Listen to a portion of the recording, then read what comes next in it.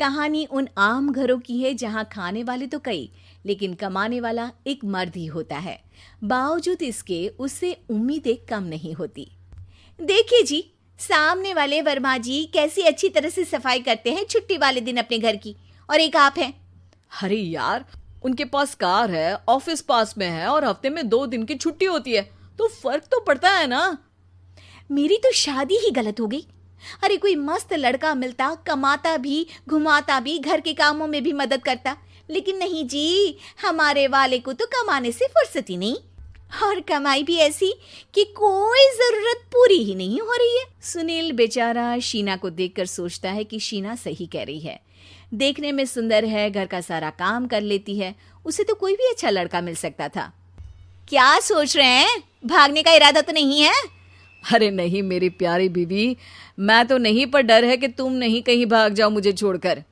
शीला सुनील के मुंह से प्यार भरी बात सुनकर मुस्कुराती है। आप भी ना। सुनील एक दिन ऑफिस से घर आता है कि तभी शीना कहती है, सुनिए जी, वो मेरी सहेली आई थी, सारा दिन वो लोग यहीं थे, अब जा रही थी तो मैंने कहा नहीं नहीं, मेरे पति छोड़ आएंगे ना तुम्हें, तो रोक लिया मैंने। सुनील थोड़ी देर कुछ सोचता है, फिर कहता है, ठीक है, मैं कपड़े चेंज करके आता हूँ। अरे तेरे पति को तो लग रहा है कि अच्छा नहीं लगा। अरे नहीं नहीं, ऐसी कोई बात नहीं है, रुको मैं अभी उन्हें घर के कपड़े देकर आती हूँ। शीना अंदर जाती है जहां सुनील पलंग पर लेटा होता है। अरे क्या मजाक है, वो कह रही है कि आपने मुंह बना लिया। सही तो कह रही है, सुबह से अब ऑफिस से लौटा हूँ, एक कप चाय का तो पूछा नहीं, 20 किलोमीटर जाओ और आओ, और फिर कल उसी टाइम पर ऑफिस। अरे यार, मुझे गाड़ी चलानी आती ना तो बोलती भी नहीं आपको, और कौन सा रिक्शा खींच कर जाना है आपको। सुनील अब क्या बोलता। रात देर से आता है और सो जाता है। अगले दिन शरीर दर्द हो रहा है। अरे तो मत जाओ ना ऑफिस, चलते हैं ना मार्केट घूमने, फिर पिक्चर देखेंगे और रात में खाना खाकर घर वापस। सुनील जब सारे दिन की थकान वाला शेड्यूल सुनता है तो वो सीधे सीधे ऑफिस के लिए तैयार हो जाता है। अब आए दिन शीना की डिमांड बढ़ती ही चली जाती है और सुनील उसको पूरा भी करता। लेकिन एक दिन, ए जी मेरा भाई आ रहा है, उसे 2 लाख रुपए की जरूरत है। हाँ तो मैं क्या करूँ शीना, मेरे पास इतने रुपए नहीं है। हाँ हाँ पता है नहीं है, लेकिन किसी से लेकर तो दे सकते हो ना। अरे मैं किससे मांगू, मेरे तो जानने में भी कोई नहीं है जिसके पास इतनी बड़ी रकम हो। तभी वहां शीना का भाई शीनू आ जाता है। जीजा जी कैसे हैं आप? अब मैं ठीक हूँ शीनू, अचानक इतनी बड़ी रकम की जरूरत कैसे पड़ गई? अरे जीजा जी, वो बिजनेस शुरू किया ना, तो उसके लिए पैसे की जरूरत है, काफी हो चुका है, थोड़ा पैसा बचता है तो मैंने सोचा आपसे ले लूं। अब देखो, मेरे ऑफिस में कुछ लोग हैं जिनकी सेविंग अच्छी है, मैं उन लोगों से बात करके देखता हूँ। सुनील ऑफिस से किसी से पैसे लेकर शीना को दे देता है।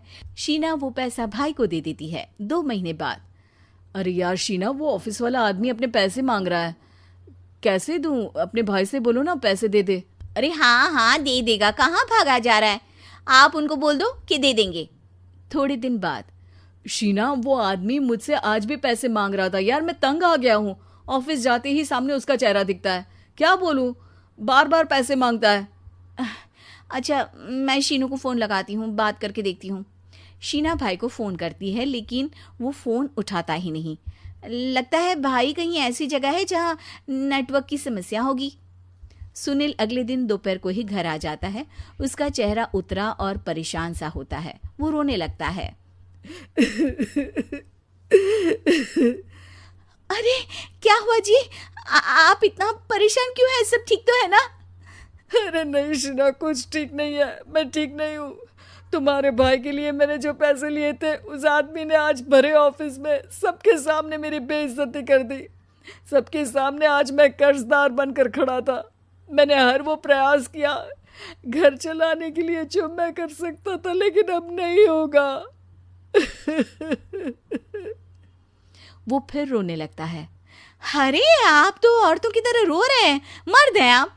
क्यों, आदमी के सीने में दिल नहीं होता, या फिर वो इंसान नहीं मशीन होता है? अरे मैं थक चुका हूँ शीना, तुम समझती क्यों नहीं? मैं भी शारीरिक और मानसिक रूप से थकता हूँ, मैं भी आराम करना चाहता हूँ, सुकून चाहता हूँ। मैं अब कुछ नहीं कर सकता। कुछ नहीं। वो बैठ जाता है। शीना पति को हैरान परेशान देखकर चुप हो जाती है। अगले दिन, सुनिए, ये लीजिए 2 लाख रुपए, उस आदमी को दे दीजिए और बोल दीजिए कि आज के बाद किसी को पैसे के लिए बेइज्जत ना करे। सुनील पैसे देखकर राहत की सांस लेता है। अरे शीना, तुमने तो मेरा बहुत बड़ा काम कर दिया।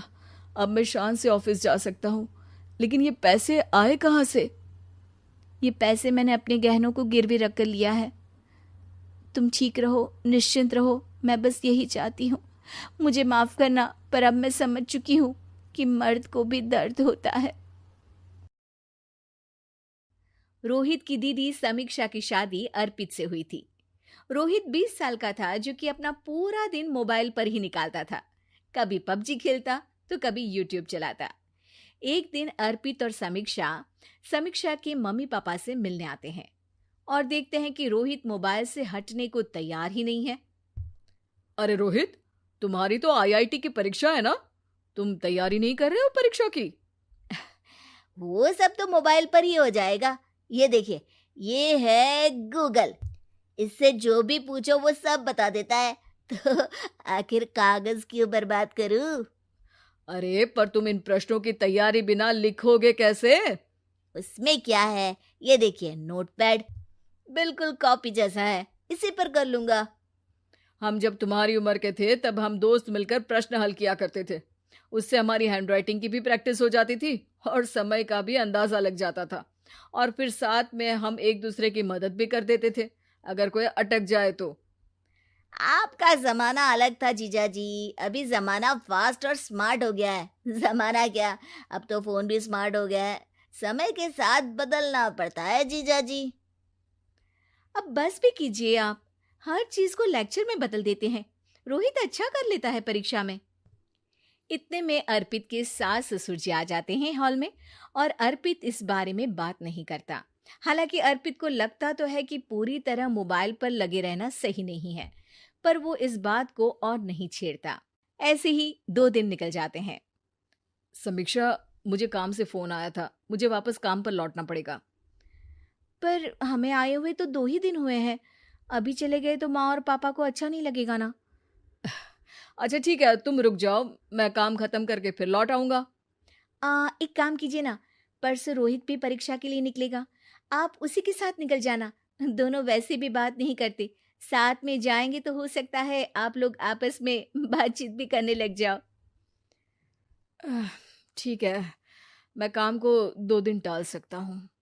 उसी रात जब सब खाना खाने बैठे थे तो अर्पित अपने जाने की खबर बाकी लोगों को बताता है। मुझे काम के लिए वापस जाना होगा। अरे बेटा, पर अभी तो तुम आए हो, इतनी जल्दी चले जाओगे? नहीं माँ जी, समीक्षा यहीं रहेगी और मैं जल्दी काम खत्म करके वापस आ जाऊंगा। ठीक है, काम भी जरूरी है। वैसे कब निकलोगे बेटा? 2 दिन में। मैंने सुना है कि उस दिन रोहित को भी परीक्षा के लिए जाना है, तो कल मैं दोनों की टिकट करा लेता हूँ बुक। मेरी टिकट रहने दीजिए जीजा जी, मैं तो फोन से ही करवा लूंगा। हाँ, पर कोई दिक्कत हो गई तो? अरे कोई दिक्कत नहीं होती जीजा जी, फोन सब कर सकता है। हमारे फोन के रिचार्ज से लेकर टीवी का रिचार्ज सब रोहित यही फोन से बैठे बैठे कर देता है। अब ये नई चीज तो हमारे समझ के परे है, पर अच्छा है कि रोहित जानता है। हमारी मेहनत इतनी कम हो गई भाई। हाँ, पर अगर टिकट नहीं मिली तो? अर्पित की बात पूरी होने से पहले ही बिजली चली जाती है। अरे ये क्या हो गया, आपने बिजली का बिल भर तो दिया था ना? अरे नहीं, मैं तो भूल गया था। अरे टेंशन मत लो माँ। देखा जीजा जी, आप बिजली का बिल भी भर सकते हो, समय बदल गया है। एक बार फिर अर्पित इस बात पर बहस नहीं करता। अगले दिन जाकर अपनी टिकट करवाता है और पैकिंग कर रहा होता है जब शाम को अचानक से रोहित के चिल्लाने की आवाज आती है। नहीं, प्लीज प्लीज हो जा, ऐसा मत कर यार, प्लीज हो जा। अरे क्या हो गया रोहित? दीदी, सर्वर हैंग हो गया। मेरी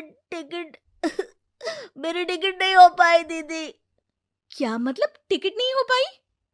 इतने में वहां रोहित की मम्मी और पापा भी आ जाते हैं। अरे क्या हो गया? माँ, मेरा टिकट नहीं हो पाया, सर्वर डाउन हो गया। अरे पर तूने तो बोला था कि हो जाएगा। हो जाता है, पर अब क्या करूं, ये क्या हो गया? अब कल की तो कोई बस भी नहीं है, ना ही अब टिकट मिलेगी ट्रेन की कल के लिए। मुझे तो कोई रास्ता नहीं दिख रहा। अब फिर लगता है मेरा ये साल बर्बाद हो जाएगा। घर पर एकदम से दुख का माहौल छा जाता है और सब रोहित को डांटते हैं, पर इतने में अर्पित वहां आ जाता है। आप सब रोहित को क्यों डांट रहे हैं? आपने ही तो उसे बढ़ावा दिया था ना। लेकिन इसकी लापरवाही के कारण इसकी परीक्षा छूट जाएगी। इसने तो हमसे कहा था कि टिकट हो जाएंगे। हे भगवान, अब क्या होगा? चिंता करने की कोई बात नहीं है। मैंने एक एक्स्ट्रा टिकट करवा ली थी। मैं समझता हूं कि मोबाइल हमारा ही काम आसान करने के लिए है, पर उस पर ही पूरी तरह से निर्भर होना तो गलत बात है ना। रोहित टिकट को देखकर बहुत खुश हो जाता है और जोर से जाकर अपने जीजाजी के गले लग जाता है। सॉरी जीजाजी, मुझे आपकी बात ध्यान से सुननी चाहिए थी, पर थैंक यू सो मच। हाँ बेटा, तुमने तो इसका भविष्य बचा लिया। शिक्षा, दूसरों से मदद मांगना गलत नहीं, पर दूसरों पर निर्भर हो जाना गलत है।